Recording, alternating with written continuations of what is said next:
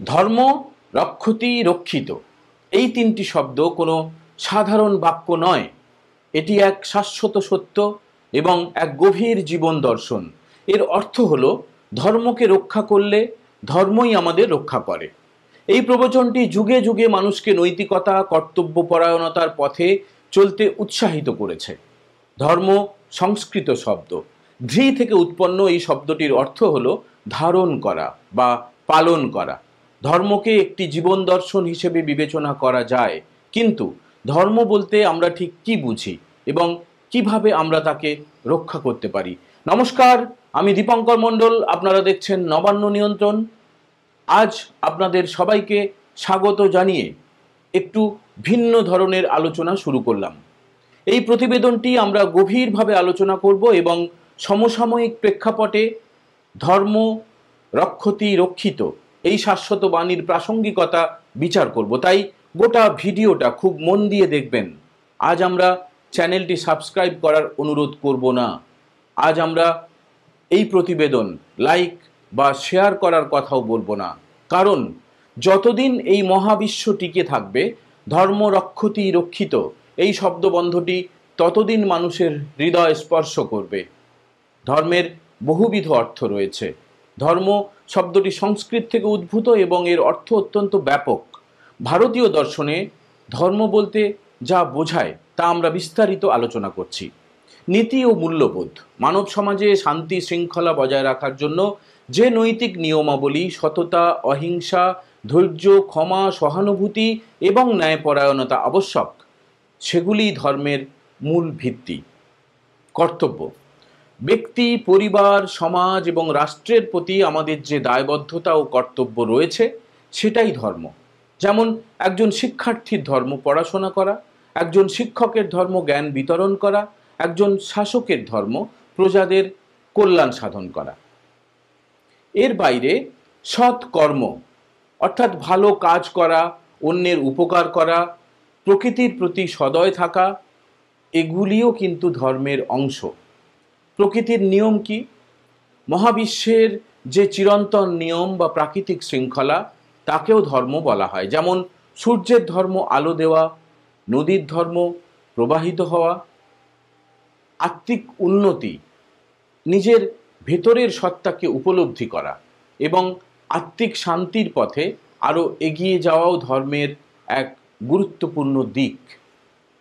সুতরাং ধর্ম, রক্ষতি, রক্ষিত এই বাণী আমাদের জীবনকে এক নৈতিক ও কল্যাণকর পথে চালিত করাকে বোঝায়। যখন আমরা এই বিস্তৃত অর্থে ধর্মকে ধারণ করি এবং তাকে আমাদের জীবনে বাস্তবায়িত করি, তখনই ধর্ম আমাদের রক্ষা করে। কিভাবে ধর্ম আমাদের রক্ষা করে? ধর্ম কিভাবে আমাদের রক্ষা করে তা কয়েকটি দিক থেকে আলোচনা করা যেতে পারে। যেমন 1 নম্বর, ব্যক্তিগত জীবনে সুরক্ষা। একজন যখন সত্য, ন্যায় এবং সততার পথে চলেন, তখন তিনি নিজের অজান্তেই নিজেকে অনেক বিপদ থেকে রক্ষা করেন। মিথ্যা কথা বলা, অন্যায় করা, অন্যের ক্ষতি করা, এগুলি সাময়িকভাবে লাভজনক মনে হলেও দীর্ঘমেয়াদে তা মানসিক অশান্তি, সামাজিক অসম্মান এবং অনেক ক্ষেত্রে আইনি জটিলতা তৈরি করে। অন্যদিকে ধার্মিক জীবনযাপন মানুষকে মানসিক শান্তি, আত্মবিশ্বাস এবং আত্মসম্মান এনে দেয়। উদাহরণস্বরূপ বলা যেতে পারে, যে ব্যক্তি নিয়মিত শরীরচর্চা করেন, পুষ্টিকর খাবার গ্রহণ করেন, তিনি রোগের হাত থেকে নিজেকে রক্ষা করেন। এটি তার শরীরের প্রতি ধর্ম পালন।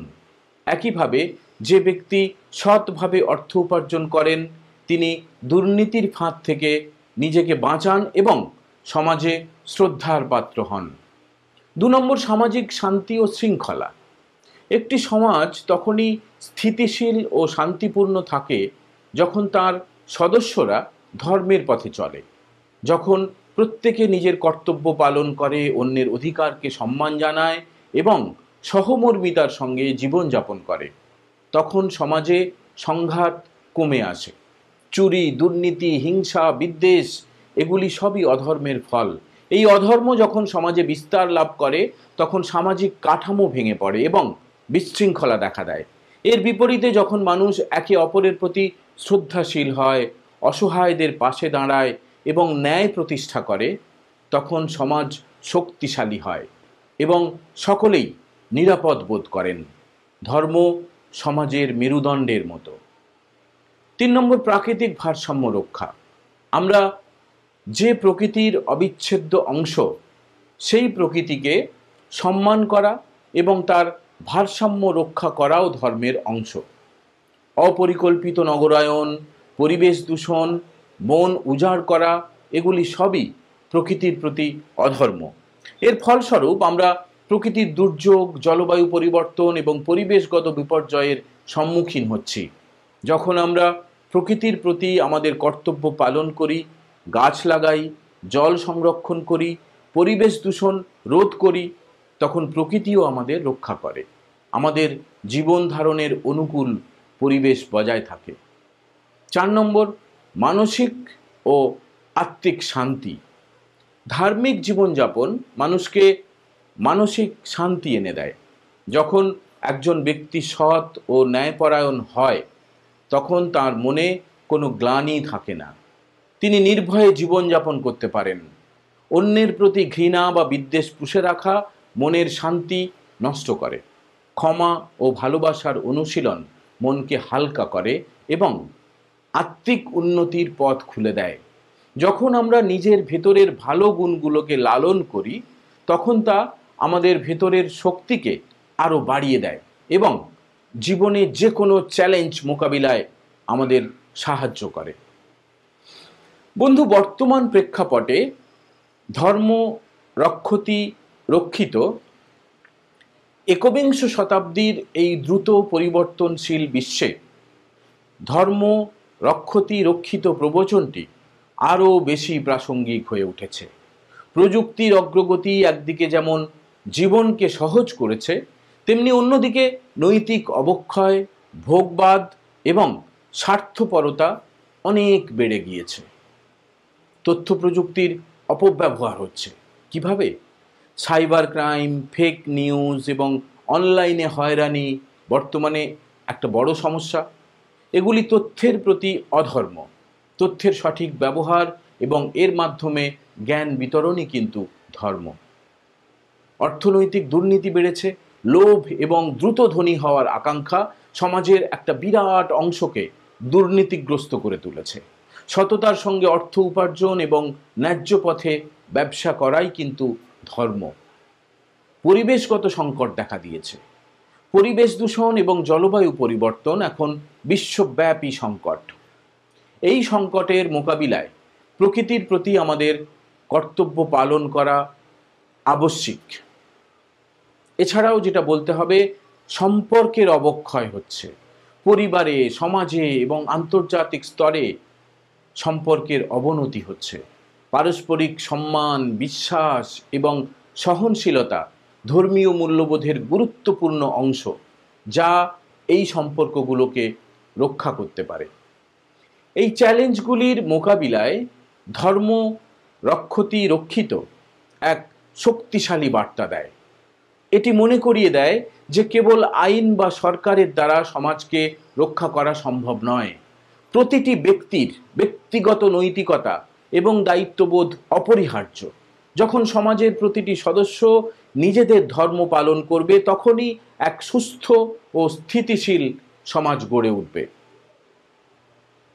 এবার ধর্ম রক্ষিত এই প্রবচনটি আমাদের জীবনকে কিভাবে প্রভাবিত করছে সেটা বলা যায়। একটি সঠিক দিশা কিভাবে দেখায়। এটি কোনো অন্ধবিশ্বাস বা গোঁড়ামির কথা বলে না, বরং এটি সততা, কর্তব্যপরায়ণতা, মানবিকতা, পরিবেশের প্রতি শ্রদ্ধার এক শক্তিশালী আহ্বান। যখন আমরা এই বিস্তৃত অর্থে ধর্মকে বুঝি, তাকে আমাদের প্রতিদিনের জীবনে প্রয়োগ করি, তখন আমরা কেবল নিজেদেরই রক্ষা করি না, বরং পরিবার, সমাজ এবং সামগ্রিকভাবে সমগ্র মানব জাতিকে রক্ষা করি। আসুন আমরা এই শাশ্বত সত্যকে নিজেদের জীবনে ধারণ করি এবং ধর্মকে রক্ষা করার মাধ্যমে এক উন্নত ও শান্তিপূর্ণ ভবিষ্যৎ গড়ে তুলি, যেখানে ধর্মই আমাদের রক্ষা কবচ হয়ে থাকবে। ধর্ম হলো সেই নীতি, ও মূল্যবোধ যা মানুষকে সৎ পথে পরিচালিত করে।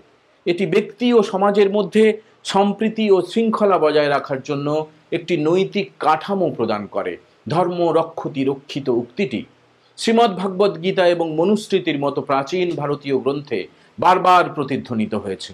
মনুস্মৃতিতে বলা হয়েছে ধর্ম রক্ষতি রক্ষিতা, অর্থাৎ যে ব্যক্তি ধর্মের পথে চলেন এবং এর নীতিগুলোকে রক্ষা করেন, ধর্মও তাকে বিপদ থেকে রক্ষা করে।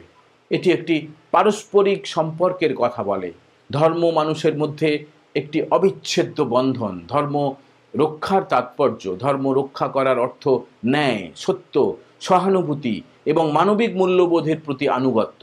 যখন একজন ব্যক্তি ধর্মের পথে চলেন, তখন তিনি তার ব্যক্তিগত জীবনে শান্তি এবং সমাজে স্থিতিশীলতা আনেন। ধর্ম রক্ষা করা মানে নিজের কর্তব্য পালন করা, অন্যের প্রতি সহানুভূতি দেখানো এবং সমাজের কল্যাণে কাজ করা।